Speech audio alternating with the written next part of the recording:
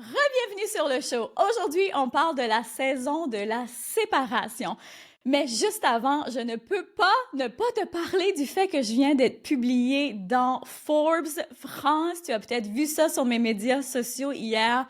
Et pour moi, it's a big deal, a very big deal. Tu sais, quand tu mets des choses dans ton tableau de vision, puis que tu te dis, hey, ça serait vraiment cool que ça arrive, mais que tu laisses juste ça aller dans l'univers et que là, bam, ça arrive et ça m'a surpris, tellement surpris. OK, je te raconte ce qui s'est passé.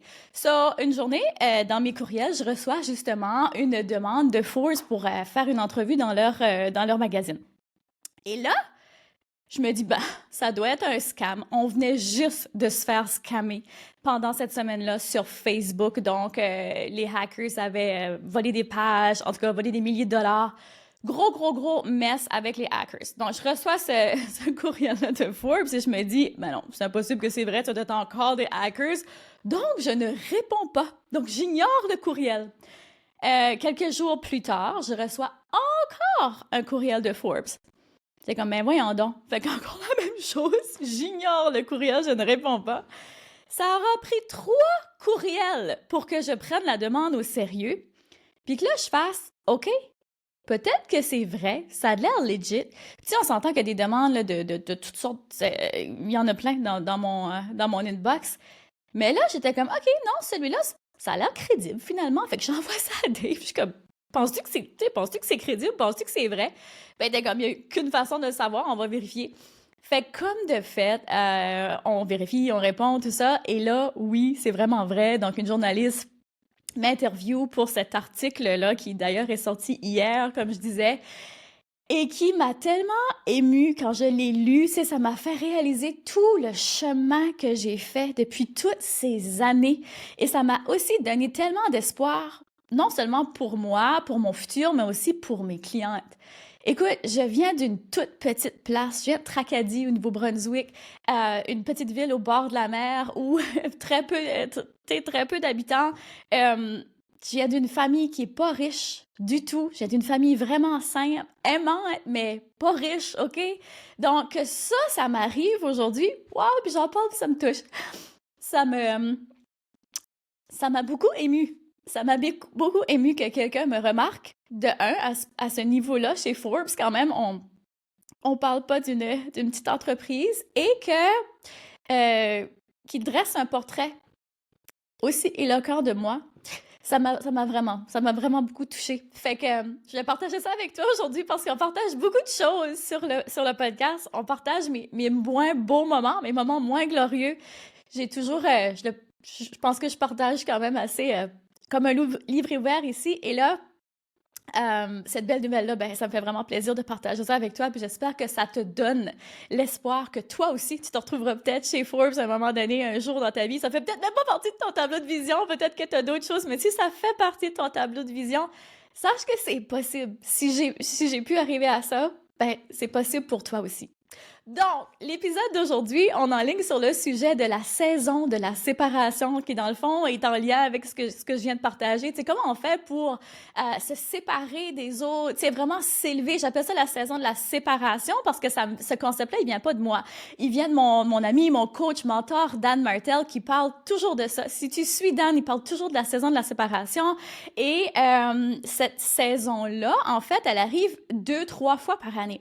Elle arrive à l'Action de grâce, elle arrive à Noël et elle arrive durant l'été. C'est normalement des saisons où les gens vont plus relaxer, vont plus se mettre, on a l'image des gens qui vont se mettre les 2 pieds sur le pouf dans le salon et qui vont relaxer. Et c'est correct aussi, et j'en parle souvent à quel point c'est productif de se reposer, mais cet épisode ici, c'est vraiment pour ceux et celles qui veulent aller plus haut, qui veulent vraiment prendre de l'altitude, puis qui sont prêts à mettre les bouchées doubles. Fait que si c'est pas toi, cet épisode-là est pas pour toi. OK? Je te le dis tout de suite, cet épisode-là sera sans excuse. Cet épisode-là est plein d'énergie, plein de focus, driven.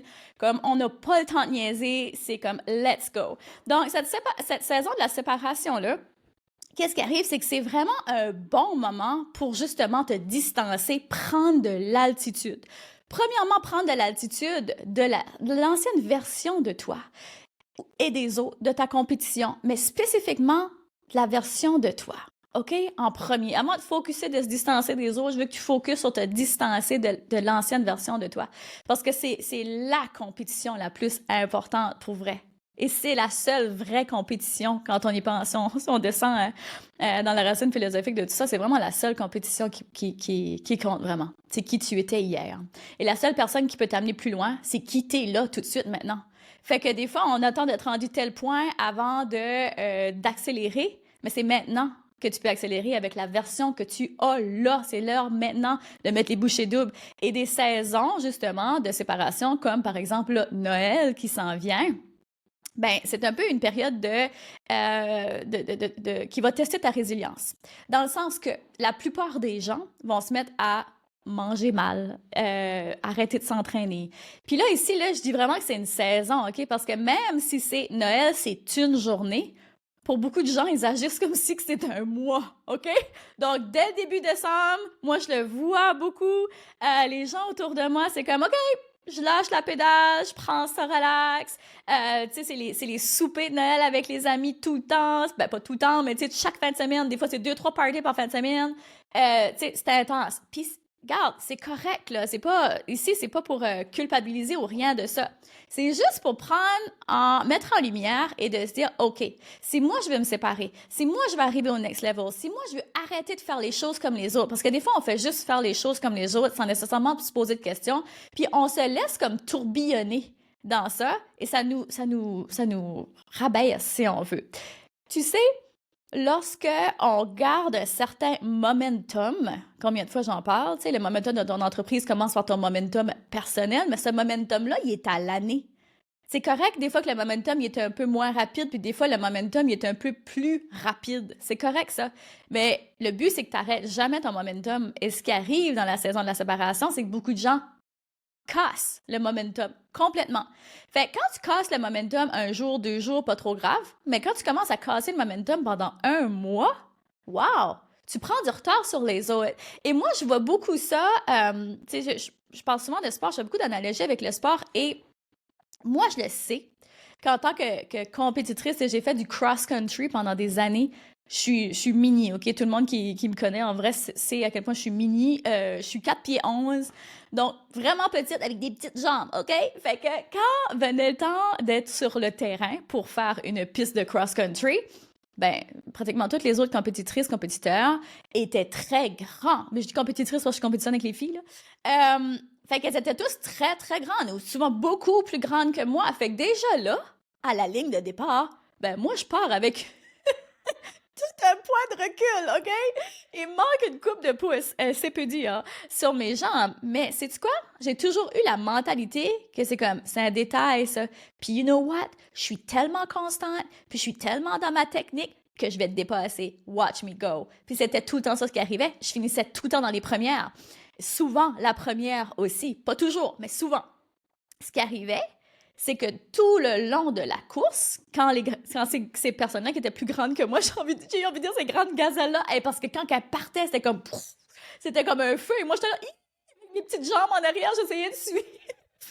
Mais je me laissais pas décourager par ça. Je gardais mon momentum. Je focusais sur ma respiration. Je focusais sur mon mental parce qu'on le sait, dans les sports de performance, c'est toujours comme... Puis dans n'importe quelle performance, travail de performance, peu importe, c'est le mental. C'est le mental qui va faire la différence. Et c'est souvent juste une game de petites modifications, de minuscules ajustements. Pas grand-chose. Des fois, on pense que c'est comme technique complètement différente. Non, c'est vraiment minime. C'est juste des petits pas. Juste ça, ça peut t'amener complètement ailleurs. Donc, tout le long sur le terrain, moi, je focusais sur mon momentum, ma respiration, mes pas. Et celle qui était partie comme let's go all in, après un moment donné, elle s'essoufflait. Parce que la technique était trop vite, puis après ça, plus de momentum. Donc, les gens s'essoufflent. Donc, qu'est-ce qui arrivait? Je dépassais toujours les gens pratiquement dans les derniers mètres, là. Les derniers mètres. Parce que ces personnes-là étaient fatiguées. Mais moi, j'avais géré mon énergie. Puis quand c'était le temps, quand je la voyais la ligne d'arrivée, c'était comme let's go all in. Je dis ça, puis ça me ramène tous les frissons, puis comme l'adrénaline que j'avais lorsque j'arrivais, puis je voyais la ligne d'arrivée, puis j'étais comme watch me go, je vais te perdre dans la poussière. Et là, j'ai décollé à courir et je gagnais.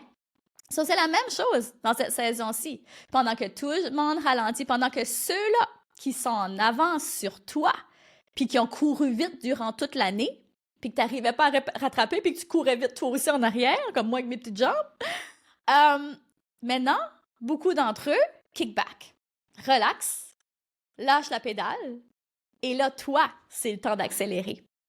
Si à ce moment-ci de l'année, je vais quand même faire le focus, j'avais dit que j'irais pas là, mais je vais quand même aller là parce que bon, je suis une psychothérapeute dans l'âme.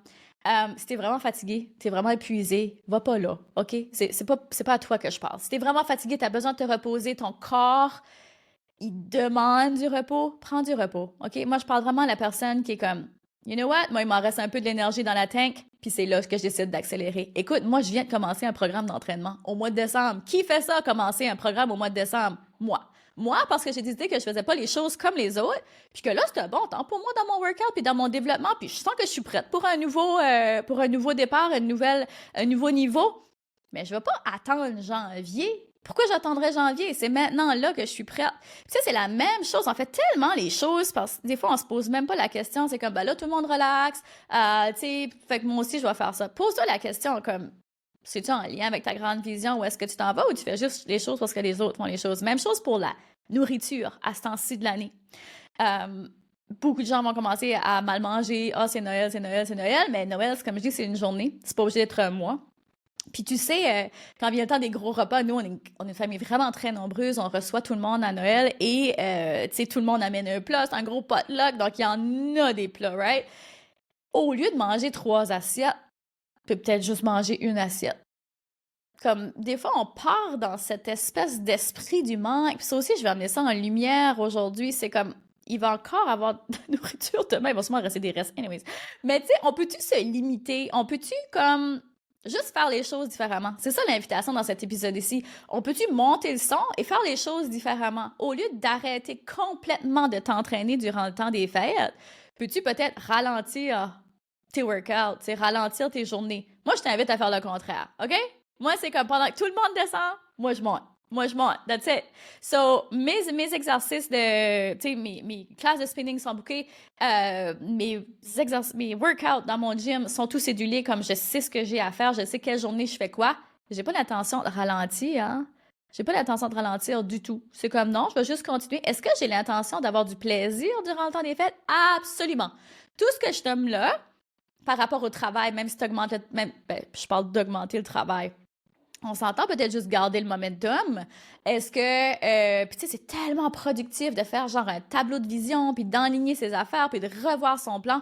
Pour vrai, ça devrait être fait en décembre, ça.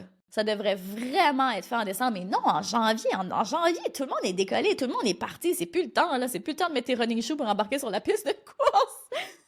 C'est maintenant que ça se passe. Et là, Dave, il donne un atelier qui s'appelle Année Record, qui peut t'outiller, qui peut te donner le plan stratégique pour justement t'amener là. Fait que si au niveau du travail, en ce moment, tu feels que t'as vraiment pas eu les résultats que tu voulais en 2023 et t'as vraiment pas l'intention que ça se reproduise en 2024, ben jump in. Je vais mettre le lien directement dans les show notes et tu pourras aller voir tous les détails et t'inscrire directement là.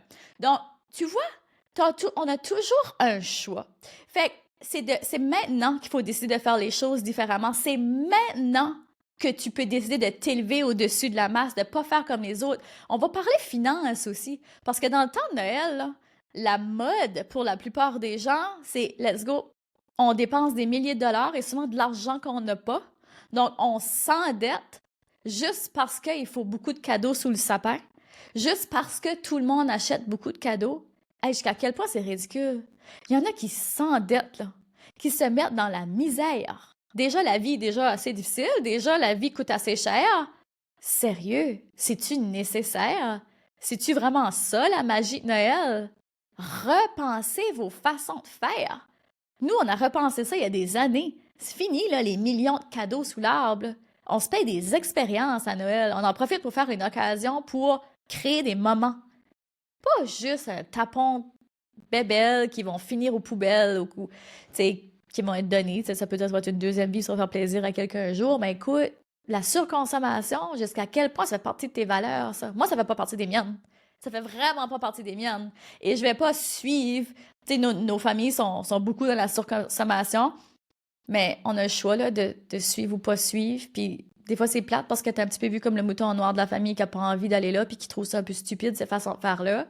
Mais reste que, justement, si tu veux te séparer des gens, te distancer des gens. Puis quand je dis ça, là, c'est jamais comme avec avec un ciseau qui coupe comme je me sépare, on est deux entités complètement différentes. C'est vraiment juste être comme moi, je vais pas faire les choses comme les autres. Moi, je veux être la prochaine version de moi.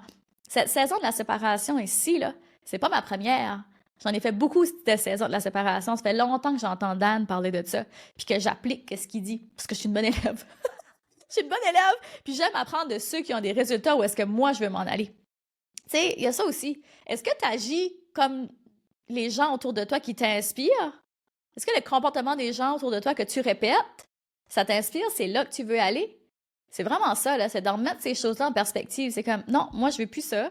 Fait que je casse pas mon momentum. Je vais pas manger tout et n'importe quoi jusqu'à temps que je me rende malade juste parce que c'est Noël.